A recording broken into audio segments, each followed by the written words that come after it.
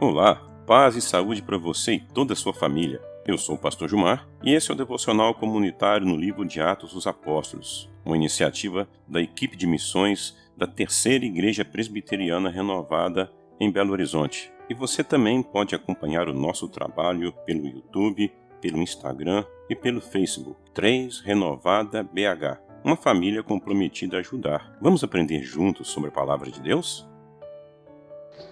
Atos 6, de 8 a 15. Estevão, cheio de graça e de poder, fazia prodígios e grandes sinais entre o povo.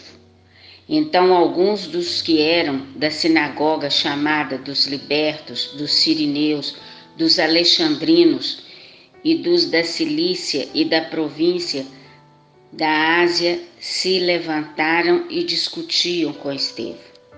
Mas eles não podiam resistir à sabedoria e ao espírito pelo qual ele falava. Então subornaram alguns homens para que dissessem: ouvimos este homem proferir blasfêmias contra Moisés e contra Deus. Atiçaram o povo, os anciãos e os escribas, e investindo contra Estevão, o agarraram e levaram ao sinédrio.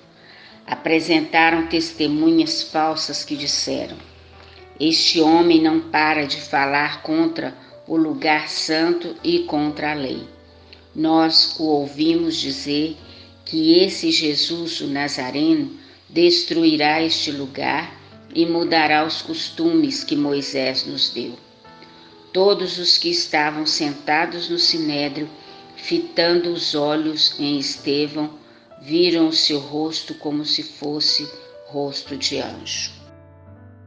O texto de hoje está em Atos dos Apóstolos, no capítulo 6, do versículo 8 ao versículo 15. Nem tudo no começo da igreja foram flores. Era sem dúvida uma vida de comunhão, com muitos sinais maravilhosos e testemunhos que edificavam a vida das pessoas. Um grande número de homens e mulheres cada vez mais se identificava com a proposta dos discípulos de Jesus. Mas um outro grupo de pessoas via o crescimento da igreja como uma grande ameaça. Uma ameaça contra o sistema religioso dominante na época, contra o sistema político, contra o sistema econômico. Afinal, falava-se e vivia-se uma fé na qual Deus é um Deus Pai de todos, homens e mulheres, sem distinção de qualquer nacionalidade. Pregava-se também e vivia-se uma proposta de distribuição, de igualdade. E sem a desigualdade, a exploração certamente fica mais difícil. Politicamente, falava-se de um reino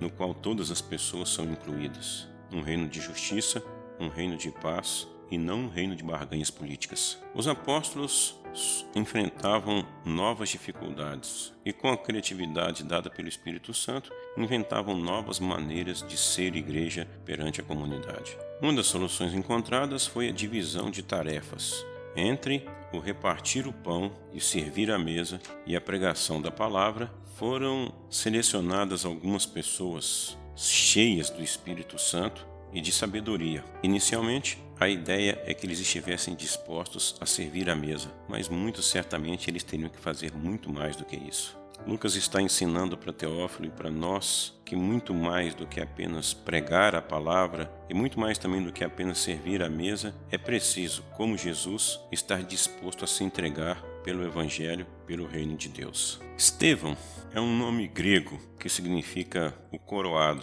Ele era um daqueles que foram escolhidos para servirem à mesa, e o texto diz que era um homem cheio de graça e de poder, e através dele, Deus fazia muitos prodígios e grandes sinais entre o povo. Note-se que se entre os apóstolos os prodígios e os grandes sinais seguiam a pregação da palavra, para com Estevão, os grandes prodígios e sinais seguiam o seu serviço, servindo à mesa e testemunhando o Cristo ressuscitado. Vários líderes religiosos procuravam encontrar em Estevão algum motivo para acusá-lo, qualquer que fosse, para fazer com que a sua pregação fosse desacreditada. Estevão superava toda a argumentação daquelas pessoas, porque Estevão era um homem cheio do Espírito Santo e cheio de muita sabedoria. Eles não conseguiam encontrar, pelos meios legítimos, qualquer forma de acusar Estevão. Estevão não está passando luta porque estava pregando alguma coisa errada, porque fez alguma coisa errada contra alguém, porque falou alguma coisa no momento que não deveria, porque comprou algo errado ou porque comprou e não pagou, enfim, porque deu algum mau testemunho. Realmente, Estevão começa o seu sofrimento porque estava anunciando o Cristo ressuscitado no poder do Espírito Santo. Uma coisa é a perseguição e a luta que vem sobre uma pessoa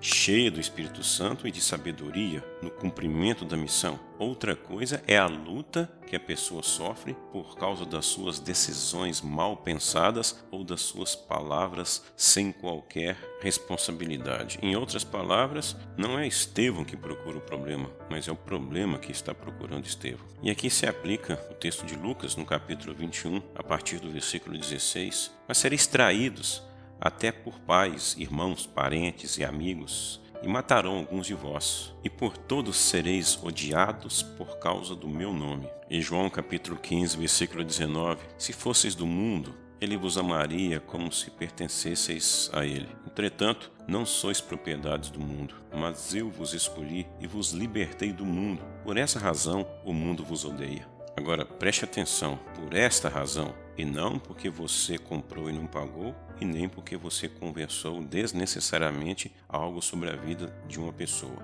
Em 1 Pedro, capítulo 4, versículo 14, resume bem isso. Se sois insultados por causa do nome de Cristo, bem-aventurados sois, porquanto sobre vós repousa o Espírito da glória, o Espírito de Deus. E como não encontraram nada verdadeiro para acusar Estevão, eles resolveram inventar calúnias, inventarem falsas notícias. Fake news não é algo tão novo assim como nós pensamos. Mas todas aquelas pessoas que estavam assentadas no sinédrio levantando acusações contra Estevão, quando fitaram os olhos nele, viram que o seu rosto brilhava como se fosse o rosto de um anjo. É Deus resplandecendo a sua glória em um templo que ele mesmo criou à sua imagem e semelhança, e não em um templo feito por mãos humanas. Que a glória de Deus possa sempre resplandecer em nós, em toda e qualquer situação. Deus abençoe você e abençoe também a sua família. Que o infinito amor de Deus nosso Pai, que a graça e a paz de nosso Senhor e Salvador Jesus Cristo e as divinas e profundas consolações do Espírito Santo de Deus repousem sobre nós, hoje e para sempre.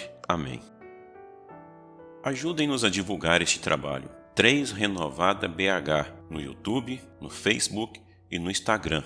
Uma família comprometida a ajudar. Acompanhem nossas lives, nossos estudos bíblicos, nossas pregações, enfim, o nosso trabalho. Queremos ser bênção para você, queremos ser bênção para sua família, queremos ser bênção para as pessoas que você ama. 3 Renovada BH, uma família comprometida a ajudar.